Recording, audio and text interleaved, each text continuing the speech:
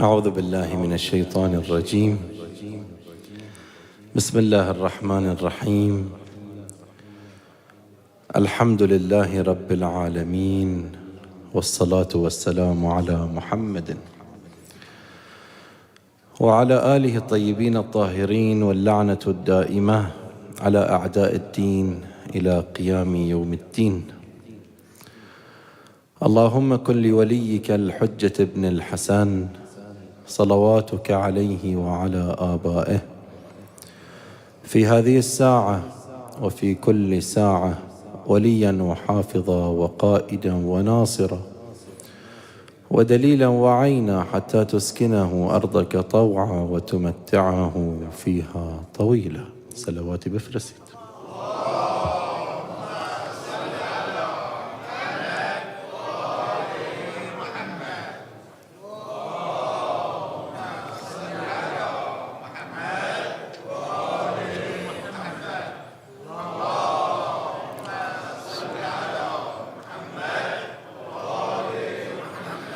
عظم الله أجوركم شب شهادة إمام كاظم عليه السلام، وتقبل الله أعمالكم من صوم وصلاة وذكر وفكر، إن شاء الله زمین ما قبول کنه.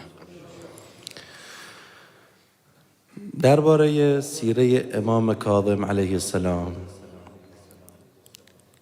در تاریخ حرفای زیادی هست. واقعا هر یکی از امامامون علیهم السلام جوانب عدیده‌ای ما در سیرشون میبینیم که میشه ازش استفاده کنیم برای امروز و فردامون، نه فقط در اون تاریخ بمونیم. یکی از درس‌هایی که از سیره امام کاظم علیه السلام میتونیم استفاده کنیم برای امروز و فردامون، مسئله امامت امام کاظم علیه السلام، خود امامتش. هشام ابن سالم یکی از اصحاب امام صادق بوده. هشام ابن سالم دربارش بحث کنید، از اجلاء بوده که علما در توصیف هشام ابن سالم میگن ثقة یؤخذ منه الحلال والحرام. یکی از خواص، یکی از انصار و اصحاب امام صادق علیه السلام بوده. هشام بن سالم میگه بعد از شهادت امام صادق علیه السلام من بودم و مؤمن طاق ابو جعفر الاحول. شنیدید شاید این اسما رو؟ حالا اگه بحثای محرم یادتونه این اسما، ولی قسمتش اونجا گفتیم. میگه من بودم با مؤمن طاق در مدینه، خبر اومده بود مثلا امام صادق فوت کرده، بعد مردم دارن میرن خونه عبدالله افطح. عبدالله افطح پسر امام صادق علیه السلام و ادعا کرد که من امام هستم بعد از امام صادق علیه السلام. میگن عبدالله افطح فطحیت یا فتح یا افتح بودن به معنای عریض بودن شیء، حالا یا کان افتح الرأس مثلا، یا افتح الرجلین، عرضی داشته، عریض بوده مثلا، یا سرش یا رجلینش مثلا قدمینش. بالاخره ادعا میکرد که من امامم. دقت کنید حالا تا برسیم به محل بحث. میگه ما هم رفتیم، نمیدونستیم امام کیه. دقت کنید خواص امام صادق علیه السلام، نمیدونن امام کیه. میگه در حیرتی بودیم، در یک ضبابیه‌ای بودیم، رفتیم مجلس عبدالله افطح نشسته، ادعا میکنه که من امامم، مردم دور عبدالله افطح جمع شدن. میگه ما سوالی مطرح کردیم، سوال علمی درباره زکات بود. یک جوابی داد، جوابش درست نبود. گفتیم نه این جواب درست نیست. بالاخره ما فهمیدیم که این امام نیست. دقت کنید ها در این روایت. میگه اومدیم از خونش بیرون، من و مؤمن طاق کبار اصحاب امام صادق علیه السلام. میگه و نحن حیارا فی المدینه، نمیدونیم امام کیه. نذهب الى القدریه، یک مذهبی بود، الى المعتزله، الى الخوارج، الى الجبریه. امام کیه؟ نمیدونیم امام کیه. ببینید یک حالت خیلی سختی بوده ها در مسئله امامت امام کاظم علیه السلام. نفهمیدیم امام کیه، ما متحیر، میگه گریه کردیم، اشک ریختیم. خب امام کیه؟ ببینید ما شیعیان بدون امام نمیتونیم زندگی کنیم. امام برای ما هادیه، امام برای ما آمر و ناهیه، امام برای ما عقله. حالا بقیه رو شما میبینید که اینجوری متحیرن، اینجور گرفتارن، اینجور در ضبابیه هستن، هر روز یه موقفی عوض میکنن، چون عقل ندارن، یعنی امام ندارن، هادی ندارن. میگه ما گریه کردیم، اشک ریختیم. امام کیه؟ میگه یک پیرمردی اونجا بود، شیخ کبیر ولا اعرفه، نمیشناختم این کیه. میگه اینجوری اشاره کرد به من، بیا دنبالم. هشام ابن سالم میگه منم ترسیدم، میترسم این جاسوس کی باشه؟ عباسیین، یکون عینا لابی جعفر. بعد آقا اینم جاسوس باشه. عباسی هم گفتن علی من اتفقت یا اتفق رأی الشیعه فتضرب یا یضرب عنقه. اونا گفتن ببینید در مدینه دنبال کی میرن، به دور کی میگیرن این شیعیان، اون امامه باید سرشو از بدن جدا کنیم. لذا مسئله امامت امام کاظم یک مسئله حساسی بود. امام کاظم نمیتونه صریحاً بگه من امامم، نمیشد. نگه این پیرمرده به من اشاره کرد بیا دنبالم. منم رفتم دنبالش، منو برد پیش خونه امام کاظم علیه السلام. همونجا ولم کرد، رهام کرد. خادم امام کاظم علیه السلام به من گفت که ادخل، بفرم. همین که اومدم تو، امام کاظم منو دید، فرمود لا الى القدریه، لا الى الجبریه، لا الى الخوارج، لا الى المعتزله، الی. میگه حالا من نفهمیدم چه خبره. گفتم مات ابو عبدالله، یعنی امام صادق فوت کرده؟ فرمود بله مات، فوت کرده. فرمود خب هشام بن سالم گفت که خب امام کیه؟ گفت من چیزی نمیگم. دقت کنید، حضر امام کاظم علیه السلام رو ببینید. حالا این تازه از کبار اصحاب، از خواص اصحاب امام صادق علیه السلام، میگه لا اقول شیئا، من چیزی نمیگم. شما امامید؟ میگه خدای انشالله شما رو هدایت کنه، یهدی که بیهداک مثلا در تعبیر روایت داریم. من چیزی نمیگم. هشام میگه فهمیدم از راه درستی نیومدم در سوال، یه جور دیگه سوال کنم. گفتم علیک امام، الک امام، آیا توی امامی داری بالا سرت؟ فقال لا. وقتی فرمود نه من امامی بالا سرم نیست، فهمیدم چی؟ که خودش امامه. گفتم یعنی خودت امامی؟ گفت لم اقل ذلك. دقت کنید چقدر حذر. امامت امام کاظم خیلی در کتمان بوده، خیلی، و یک فتنه بود. اونایی که بصیرت نداشتن سقوط میکردن.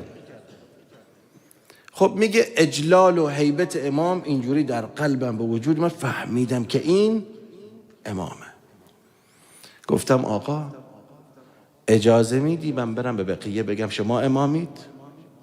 مثلا حالا بین القوسین به تعبیر من، تازه ما از کبار شیعه هستیم و چی؟ من نمیدونیم، یعنی نمیدونستیم امام کیه. بقیه که هیچ. تعبیر روایت اینه شیعتک و شیعت ابیک ضلال. ضلال یعنی چی؟ یعنی گمراهن، نمیفهمن امام کیه. القی الیهم، ادعوهم الیک، بگم شما امامید؟ حضرت فرمود اگر، دقت کنید، اگر دیدی فردی اهلیت این خبر رو داره بهش بگو، و الا فلا. فاشار الى عنقه فقال فان اذاعوا، اگر گفتن امام کیه در این مرحله، فهو الذبح، منو میکشم. فان اذاعوا فهو الذبح و اشار الى چی؟ الى حلقه و عنقه. خب حالا به کی باید بگه هشام بن سالم؟ علنی بگه امام کاظمه، امام رو میکشم. علنی نگه، شیعیان در حیرتن. دقت میکنید؟ یک مسئله سختیه. شاید ما همچی تجربه ای نداشتیم تا بفهمیم یعنی چی. خب میگه اومدم بیرون از خانه امام کاظم علیه السلام، مؤمن طاق اونجا بود، ابو جعفر احول. گفت چه خبر؟ با چه خبری اومدی؟ گفتم الهدى، هدایت شدیم، فهمیدیم حالا چه خبره، این امامه. ما به این مرحله میگیم مرحله حیرت در امامت. خب فی الواقع از این یک حدیث من اینجوری مضمونیش خوندم خدمتون تا خیلی طول نکشه، یه نکاته خیلی اساسی میتونیم استفاده کنیم، به در امروز و فردامون میخوره تا ظهور امام زمان عجل الله تعالی فرجه شریف. اون نکات چیه؟ قبل از این نکات مطرح کنم، یک سوال خیلی مهم اینجا مطرح میشه، سوال علمیه، شما باید جواب بدید ها. هدف امامت چیه؟ هدایته. خب اگر یک امامی باشه نمیتونه به بقیه بگه من امامم، هدایت میشن مردم؟ نه. خب هدف چیه؟ یک سواله. هدف امامت هدایت مردمه. خب اگر قرار یک امامی باشه در یک ظرفی قرار بگیره، نمیتونه به بقیه بگه من امامم، یعنی مردم هدایت نمیشه، یعنی اون غرضی که مترتب بر امامت بوده مترتب نشده. خب سوال میپرسیم، پس برای چی خدا میاد امام رو تنصیب کنه برامون؟ فایده ای نداره. سواله ها، دارم اشکال نمی کنم، سواله. جواب خواهد جواب بدید یا نه؟ یا حوصله ندارید؟ جواب چیه؟ هدایت نمیشن دیگه. ها؟ نواب در اون مرحله نواب نبوده، تازه امامت امام کاظم شروع شده. مسئله وکلاء امام کاظم بعداً در زندان که بوده اونجا شروع شده مسئله وکلا که حقوق شرعی رو بگیرن به فقرا بدن. ما تازه داریم میگیم امام صادق به شهادت رسیده، امام کاظم اومده، ولی کجا نواب؟ تازه اینایی که از خواص امام صادق بودن نمیفهمیدن که امام کیه، کجا برسه که حالا امام بیاد نوابی رو معین کنه. پس سوال اینه، امامت هدفش هدایته. خب امامی میاد نمیتونه به بقیه بگه من امامم، فایدهش چیه؟ خب چرا خدا میاد تنصیب کنه همچی امامی برا ما؟ فایده نداره. جواب دقت کنید. اولا این که امام کاظم علیه السلام نمیتونست به بقیه بگه من امامم ابدی و دائمی نبوده، یک مرحله‌ای بوده. دقت کنید، همون مرحله بعد از شهادت امام صادق علیه السلام اون مرحله خیلی سخت بوده. امام کاظم نمیتونست به بقیه بگه من امامم. لذا همین روایتی که خوندم خدمتون، هشام بن سالم اومد به مؤمن طاق خبر داد، رفتن به چند نفر دیگه خبر دادن، اونایی که رشد درشون میدید، اونایی که اهلیت و قابلیت و کتمان درشون میدید، به اونا گفت. هی می اومدن، دقت کنید، هی می اومدن، خصوصا که عبدالله افتح 70 روز فقط زنده موند بعد از امام صادق علیه السلام، بعد از 70 روز مرد. لذا بقیه که اعتقاد داشتن که عبدالله افتح امامه، گفتن حالا امام کیه؟ امام کیه؟ گفتن حتما امام چی؟ امام کاظم علیه السلامه. و یه قاعده اعتقادی داریم که امام دو تا برادر دیگه بعد از امام حسن و امام حسین نمیشن. پس امام کی بود از اول؟ امام کاظم علیه السلام. اومدن، مردم اومدن، لذا در مرحله بعد فهمیدن که امام کیه، تا بعد به گوش عباسی ها رسید. اون که بعده، اون مراحل بعدیشه. اما در این مرحله بله سخت بوده. خب اینجا مشکلی نداریم. برگردیم به سوال، هدف امامت هدایت مردمه، بله، اما امام به خاطر یک ظروف معینی میشه به مردم نگه من امامم، تا این ظرف عوض بشه، مرحله منتقل بشه مرحله دیگه، بعدن مردم بفهمن امام کیه، هدایت محقق میشه. درست؟ جوابش خوبه؟ خب سوال سخت‌تر کنیم، سوالو سخت‌تر کنیم. خب آقا اگر این مرحله خیلی موقتم نبوده، خیلی طولانیه، 1100 خورده ساله، مثل غیبت امام زمان، فایده این امام چیه؟ اونجایی چند سالی گفتید خب بالاخره یه مرحله دیگه ای اومد، فایده ای داشت این امامت، هدایت شدن مردم. خب امام زمان چند سال در غیبته؟ 1100 خورده سال. خب فایده این وجود مقدس حال چیه؟ فایده این امامت چیه؟ اگر برای هدایت، خب 1100 خورده سال هدایت نشدن، فایدهش چیه؟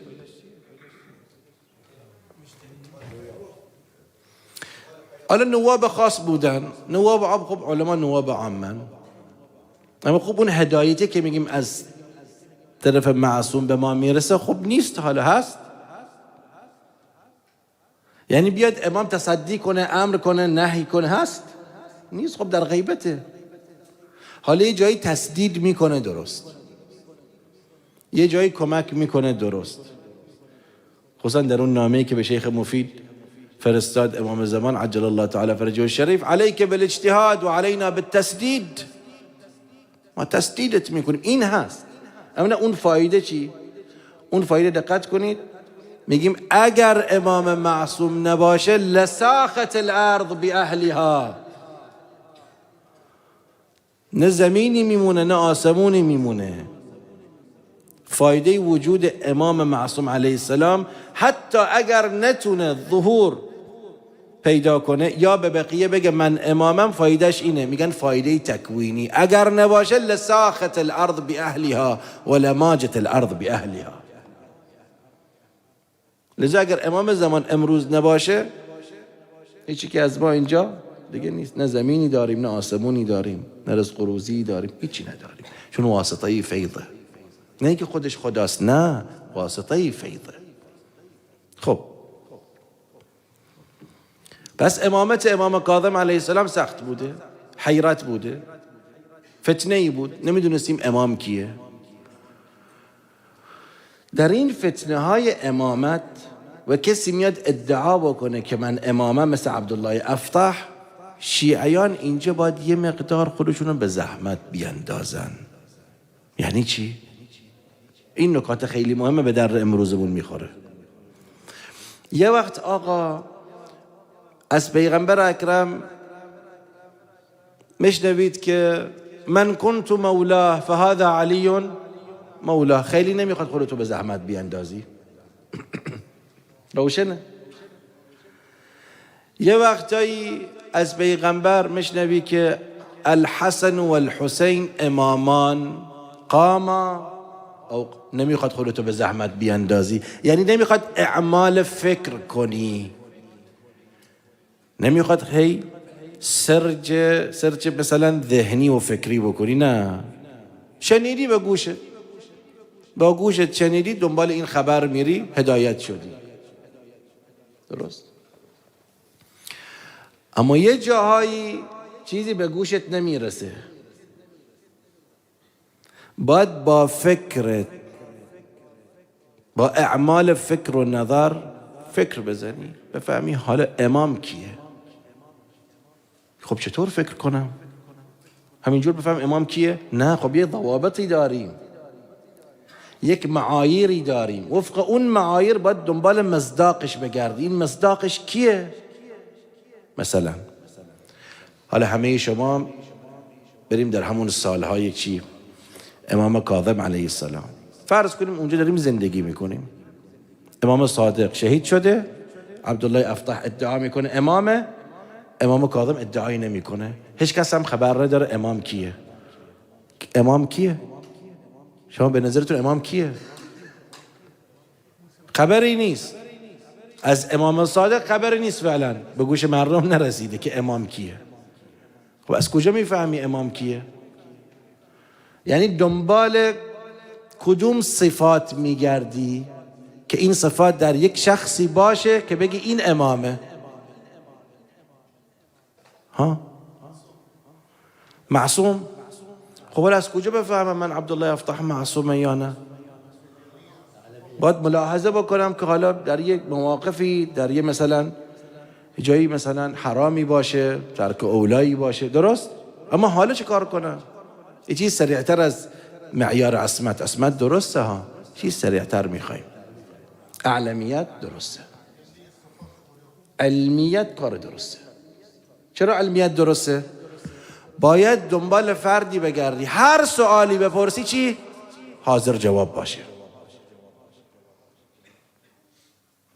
من میگم معیار علم، لذا امام اعلم الناس و هر جوابی که میگه موافق قرآنه و هر جوابی که میگه دلیلش عقلیه در اونجایی که دلیل عقلی داریم و هر جوابی که میگه حدیثی از پیغمبر داریم موافقه.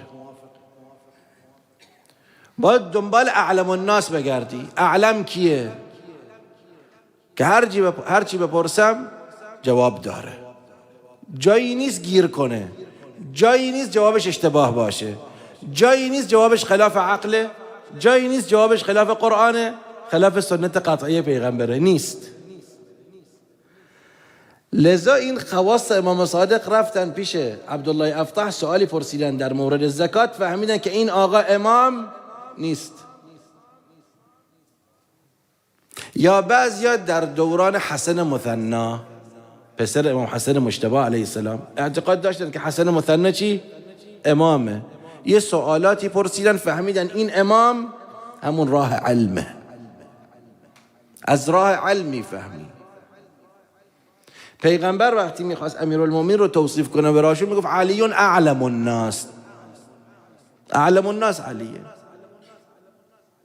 همه مردم میگن چی؟ لا ادری لا ادری لا ادری در معانی قرآن، ولكن علی یقول انا ادری انا ادری، در کافیه شریف روایتش. همه میگن ما نمیدونیم تفسیر این آیه چیه، و علی فیهم یقول انا ادری. پس اونی که علم داره علیه، از راه علم. لذا از راه علم اومدن فهمیدن امام کاظم امامه. حالا قصه‌ای بگم خیلی مختصر. امام صادق وقتی در منا بودن، مبیت منا، دقت کنید این قصه خیلی لطیفه. در ایام منا که بودن امام صادق مبیت در منا، اونجا اصحاب امام صادق میرفتن دنبال علماء مذاهب دیگر، به اینا میگفتن که بیایید مناظره کنیم، مناقشه کنیم. ما میگیم به شما امام کیه؟ بالاخره یک عالم شامی پیدا کردن، باش مناقشه کردن، آوردنش خیمه امام صادق علیه السلام. شروع شد مناقشه. حالا بعد از تفاصیل حالا نمیخوام ذکر کنم، وقت نیست. شروع شد مناظره و مناقشه و اینا که باید یک امامی باشه بعد از پیغمبر، بعد از اون امام یک امامی دیگه ای باید باشه، بعد از اون یک امام دیگه ای، تا امروز باید یک امامی باشه. این کبرویت مسئله رو قبول کرد، یعنی کلیت موضوع قبول کرد که باید یک امامی امروز باشه. اما سوالش این بود امام کیه؟ پرسید امام کیه؟ اون مرد شامی امام کیه؟ یکی از اصحاب گفت که هذا الذي جالس امامک، این امامه. گفت از کجا بفهمم که این امامه؟ گفت سوالش کن، هر سوالی داشته باشید جواب داره براش، از راه علم. دقت نیم از کدوم راه ثابت کرد که این امامه؟ از راه علم. هر سوالی داره بهت میگه.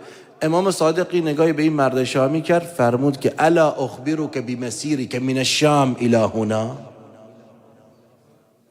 میخوای بهت بگم از شام تا اینجا که رسیدی چند روز بوده، با کی، چه پولی دستت بوده الی آخر.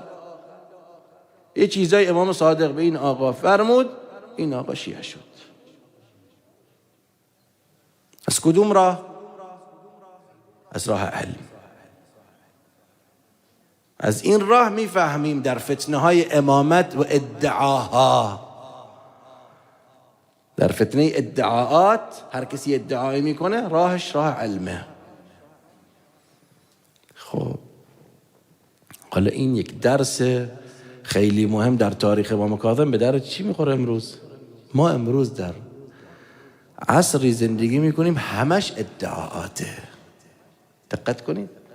میخوام من از امام کاظم بیم چی؟ مهدویت. همش ادعاءاته. آقا میری عراق، یک نفر، کاش یک نفر، میبینید 100 نفر در عراق ادعا میکنن ما چی؟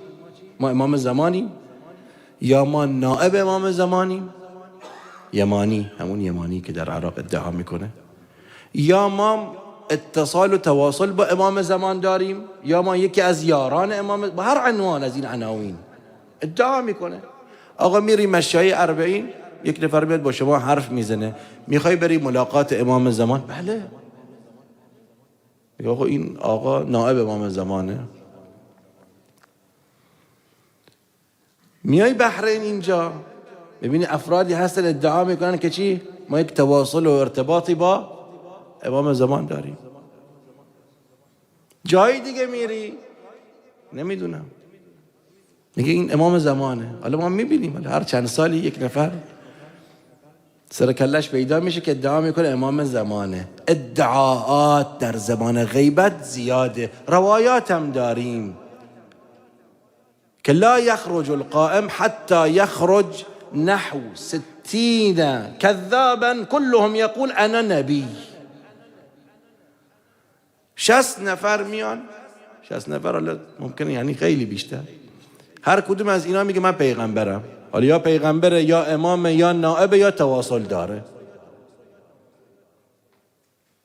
که لا یخرج القائم حتی یخرج 12 رجلا كلهم من بنی هاشم. و هر کسی ادعا میکنه من پیغمبرم، من امامم. فهمید این روایت رو یا نه؟ نگرفتید، اشکال نداره، بعد فکرش کنید. میگه 12 نفر پیدا میشن، تازه 12 نفرم از بنی هاشم. یعنی چه از بنی هاشم؟ خیلی عجیب. گمان کنم شیخ طوسی روایت رو نقل کرده در ذهنم، میتونید ببینید. پس ما در دنیایی زندگی میکنیم امروز، دنیای ادعاءاته. خب معیار چیه؟ علمه. لذا به این احمد بن حسن یمانی که بصره است، که میگن احمد القاطع، به این آقا گفتن که بیا مناظره کن با مراجع، بیا مناظره کن با علمای نجف، علمای قم. گفتم من مناظره نمیکنم، نمیاد. ببین از راه علم. اما از راه بعضی از مغیبات این خیلی علیه السلام نیست، چون انسان از راه جن به جزئی از مغیبات میتونه برسه. فهمیدید چه خبره؟ بگه آقا تو قلبت حالا چی داره مگذره، به فکر کدوم مسئله هستی، زیاد سخت نیست، از راه جنم میشه، به شما خبر داد، خبر بده. میشه نمیشه؟ ما افرادی دیدیم مثلا دینم نداشتن، یه غیبیاتی هم میدونستن، هست، میشه. یه جزئی از غیبیات، نمیگیم همه مغیبات، یه غیبیات اونایی که حاضره یا ماضیه که مردم نمیدونن، میتونه از راه جن بفهمه. حالا غیب استقبالی نمیگیم، غیب حاضر یا غیب ماضی. پس این راه علم راه مهمیه. امروز شما جوانان دیدید کسی ادعا کرد، اولین سوالی که باید بپرسید چقدر علم داره؟ سوالاتی که مطرح میکنید یا سوالاتی که علما مطرح میکنن، یا ببینید میاد مناظره بکنه با علما یا نه، بعدا روشن میشه. اما اینجوری فلانی در عراق، احمد قاطع در عراق نشسته، تو اتاقش نشسته، فقط ادعا میکنه من یمانیم، من متصل بالامامم، فایده ای نداره. با تو این ساحه علمی بیاد ثابت کنه. امام جواد علیه السلام چطور ثابت کرد من امامم؟ با مناظرات. اینجوری نیست؟ امام جواد علیه السلام سنشم کم بود، با این یحیی ابن اکثم و بقیه اومد مناظره کرد، ثابت کرد برای اینا که من امامم. واقعا اون قاطع و غیرشون حتی اینجا که ما داریم بهتر از امام جوادید شما. اون برای مردم ثابت کرد از راه علم که من امامم، فهمیده که این آقا چی؟ امامه. مسائل حج و احرام و اینا مطرح شد. خب امروز چی؟ بیایید هر کسی امروز ادعا میکنه امامه، پیغمبره، خداست، نمیدونم، اتصال ارتباطی با امام داره، از راه علم روشن میشه. این راه مهمیه. پس به در امروزمون میخوره، به در فردامونم میخوره. خب امام زمان اگر ظهور کرد چه کار کنیم؟ از کجا بفهمیم خودش امامه؟ جواب از همین راه علم. از همین راه علم. این خیلی سوال زیادیه، زیاد مطرح میکنن. ظهور شد ما نفهمیدیم امام کیه؟ یکی از راهاش همینه، راه علمه. هر سوالی که داریم امام چی؟ جواب داره. جوابش هم قرآنیه، عقلیه، عقلانیه. این راهشه. درسی که امام کاظم به ما میده اینه، درس مهدویته. اون حیرتی که در تاریخ امام کاظم میبینیم، این در اصحاب اون زمان به در امروزمون میخوره. چون امروز یه جاهای ما متحیر میمونیم، فردا هم ممکنه متحیر بشیم. رضایی که از شاخصها خود علمه. تقوا و عصمت بله اینا خیلی مهمه، اما یکی از شاخصهای مهم خود علمه.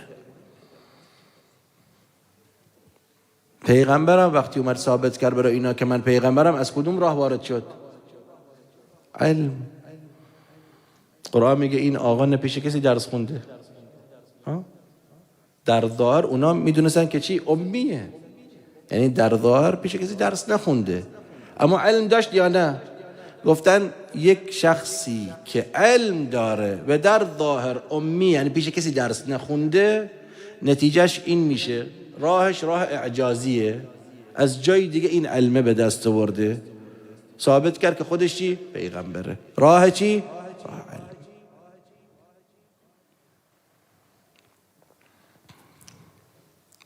دیگه به گوش عباسی ها رسید که این امام و شیعه است.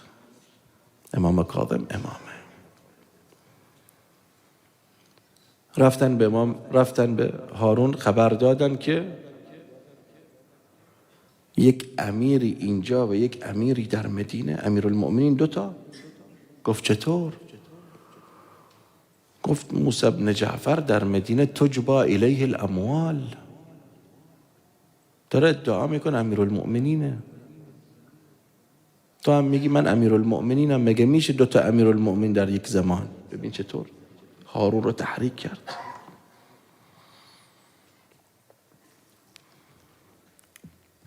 لذا امام کاظم علیه السلام رو آوردن بصره. چند بار امام کاظم زندانی کردن. میگید شما امام معصوم زندانی بشه؟ این هادی مردم، امام پسر حضرت زهرا علیه السلام، چندین سال امام کاظم علیه السلام در زندان بودن. خیلی مظلومه امام کاظم، خیلی مظلومه. نمیدونم اونایی که حالا رفتن به ما گفتن، شاید یه قسمتی از اون زندانهای قدیم بغداد دیدن. امروز شما برید ممکنه با چراغم وارد بید وحشت میکنید. خب امام معصوم اینجا بوده، چندین سال اینجا بوده، اینجور حرمتشو حد کرده. باب الحوائجی که در زندان بود.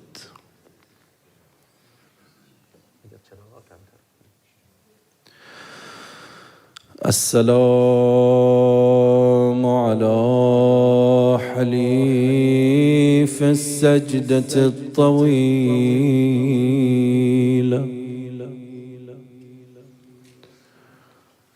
والدموع الغزيرة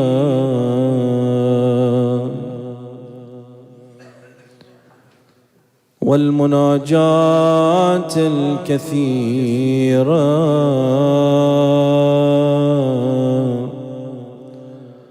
والضراعات المتصلة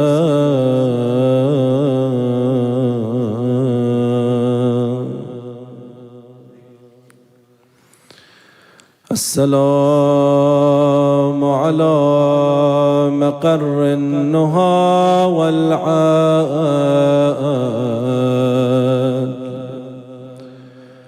والخير والفضل والندى والباذل. باب الحوائج امامكم. ومألف البلوى والصائب والمضطهد بالظلم والمقبور بالجاه.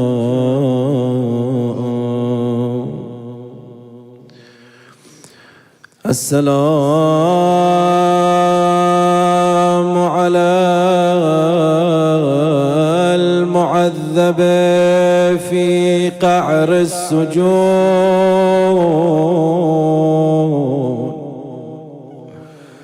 وظلم المطامير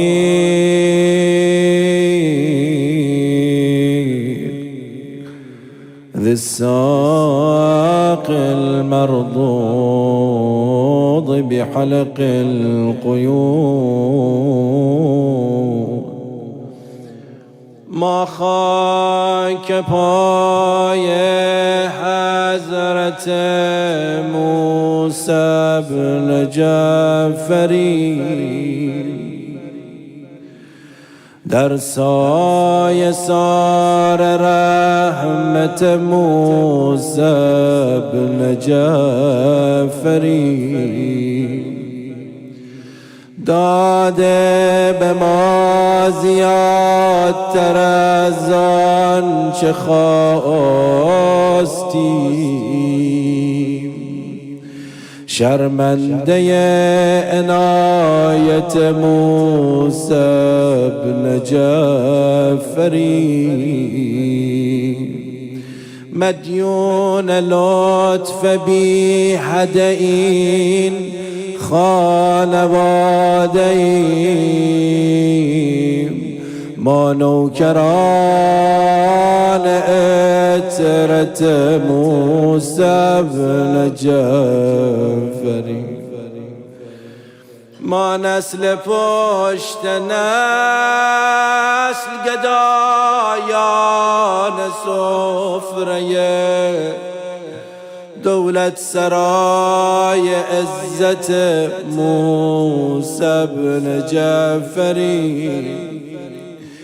ایثار او عقیده ما را درست کرد.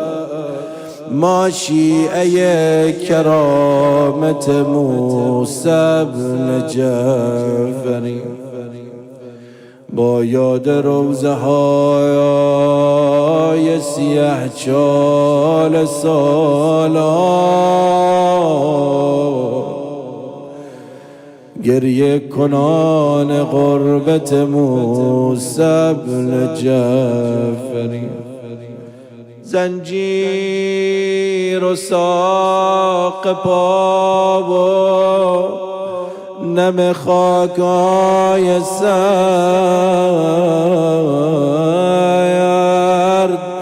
خونین دل از اسارت موسی بن جعفری. یا صاحب الزمان امام کاظم کجا، زندان کجا؟ یوسف فاطمه کجا، زندان کجا؟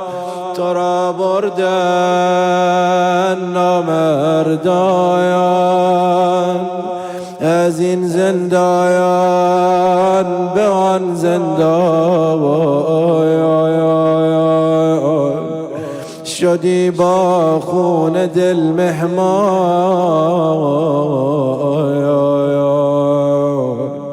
از این زندان به آن زندان. آبا امام کاظم چه کردن؟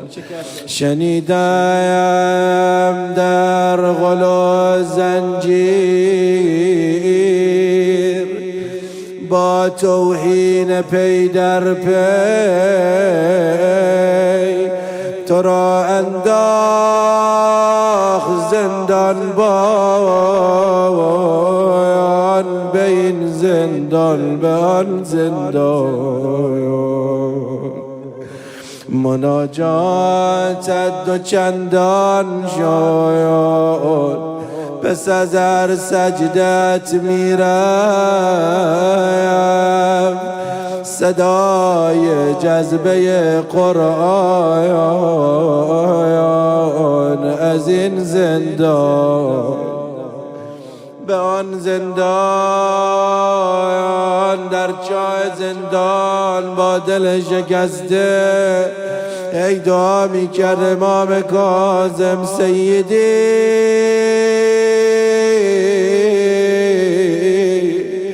نجني من حبس هارون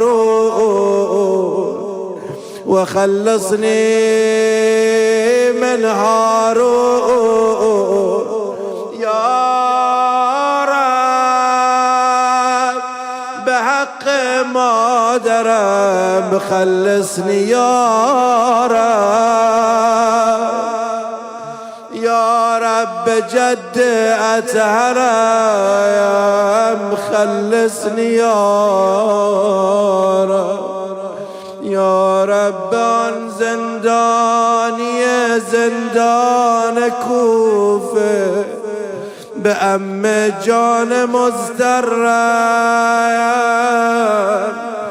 خلصني يا رب تا که از این زندان به زندان خدایا ذکر و دعای آخرم خلصنی یا رب. اما با تو چه کردن امام کاظم آقا جان؟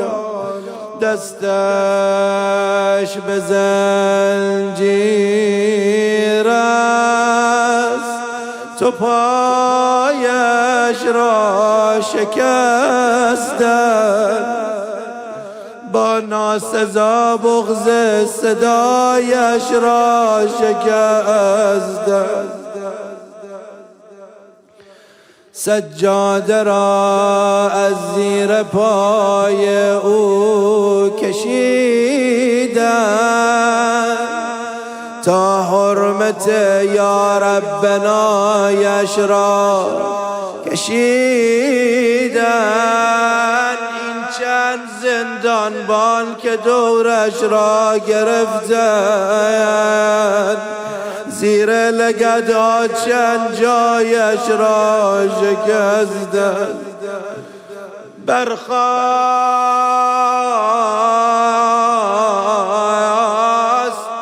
اما ناگهان با صورت افتاد.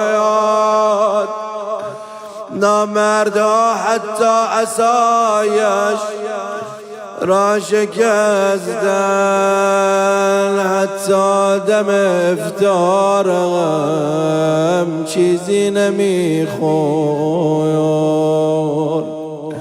وقت از آن ظرف غذایش را شکستن.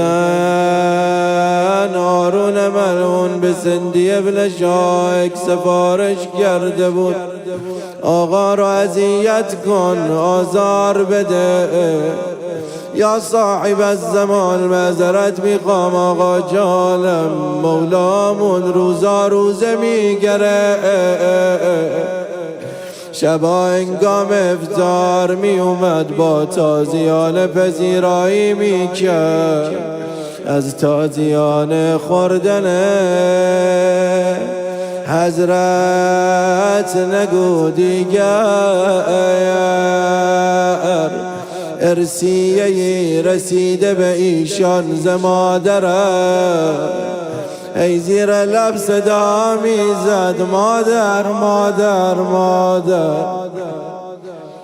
ای با تازیان آقا رو میزد. هارون ملعون سفارش کرده بود آقا رو مسموم کن، امام کاظم رو مسموم کردن. سندی آورد وجهاء بغداد رو شهادت بدن آقا سالمه، ما کاریش نکردیم. اما حضرت یه نگاهی کرد صدا زد اشهدوا انی مقتولون بالسم منذ 3 ایام. لحظه آخر رسید فاستقبل القبله ومد يديه ورجليه. تنها در زندان. فاستقبل القبله ومد يديه ورجليه ثم عرق جبينه وسكن أنينه ثم فاضت روحه. أيوا إماما أيوا سيدا ومظلوما. تدبیر کردن قتل تو را برگردن تقدیر کردن. آنها که بازن کام تو را از زندگانی سیر کردن. با تازیانه در پیش چشمت کوچه را تصویر کرده. دیگه چی آقا جان؟ با ناسزاها بدتر ز کار تیغه شمشیر کرده. با ضرب سیلی یک روز 100 ساله رخت را پیر کرده. با کظم غیظت روباها پیش تو خود را شیر کرده.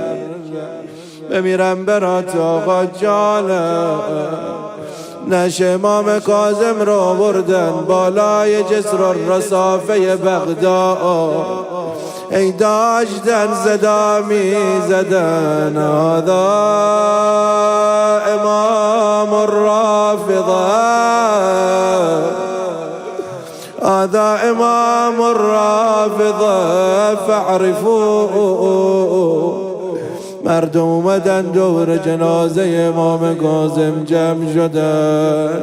یکی آه می کشید یکی ناله میزد. شیعیان دور نش امام کاظم جمع شدن. آه می کشیدن ناله میزدن. حرف دلم چی امشب تو رو میخوام کجا ببرم. از کاظمین بریم کربلا.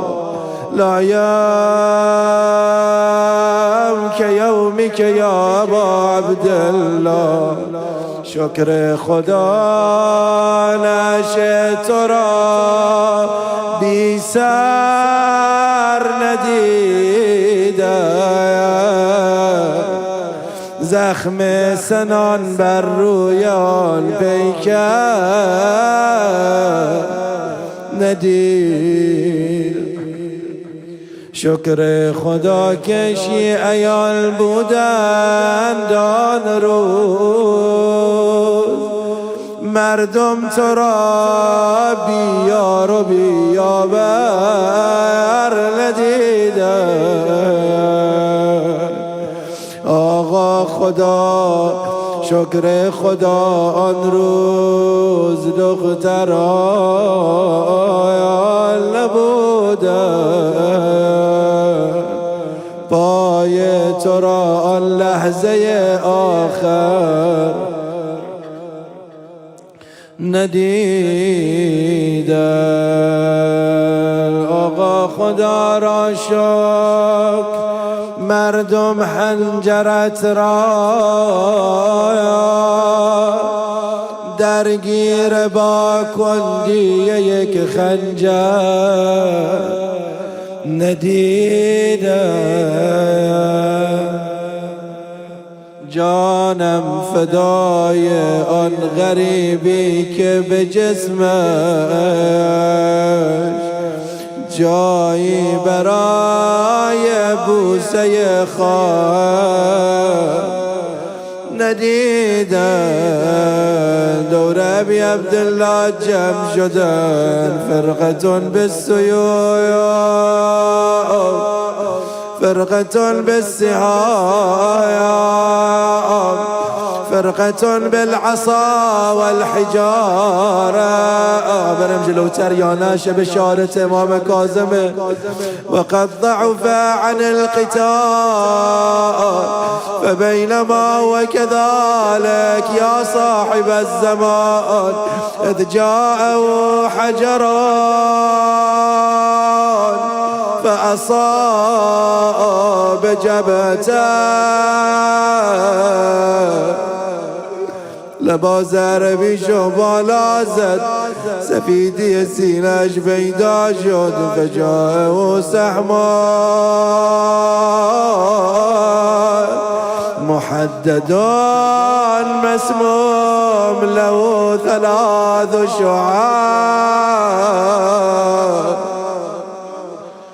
فأصاب في قلبه. اما تولی لکشید بی بید عالم یه نگاه کرد، دید سری به نیزه بلنده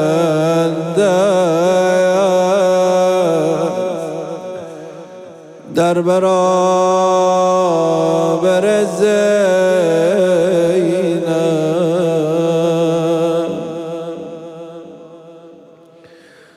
خدا کند که نباشد سر برادر زین با بی بی عالم هم ناله میشیانه. اگر کشته چرا آبت نداده. حسین جان اگر کشتن چرا خاکت نکردن. انا لله و انا الیه راجعون.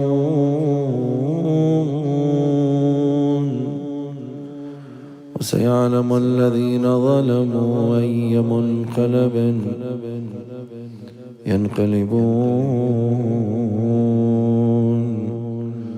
والعاقبة للمتقين. اللهم صل على محمد وآل محمد. اللهم عجل لوليك الفرج والعافية والناصر، واجعلنا من خير أنصاره وأعوانه ومن المستشهدين بين يدي. يا الله يا الله يا الله.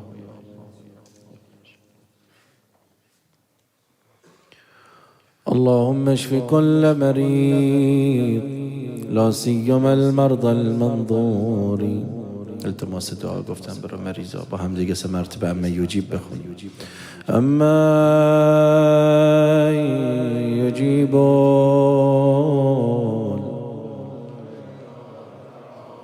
ويكشف السوء أما يجيب المضطر إذا دعاه أما يجيب ويكشف السوء. اللهم رد كل غريب، اللهم فك كل أسير بموسى بن جعفر. اللهم رد كل غريب، اللهم فك كل أسير. اللهم اقض حوائجنا وحوائج المؤمنين ولأرواح المؤمنين والمؤمنات لا سيما روح إمام الأمة. رحم الله من قرأ سورة المباركة الفاتحة تسبقها الصلاة على محمد وآل محمد.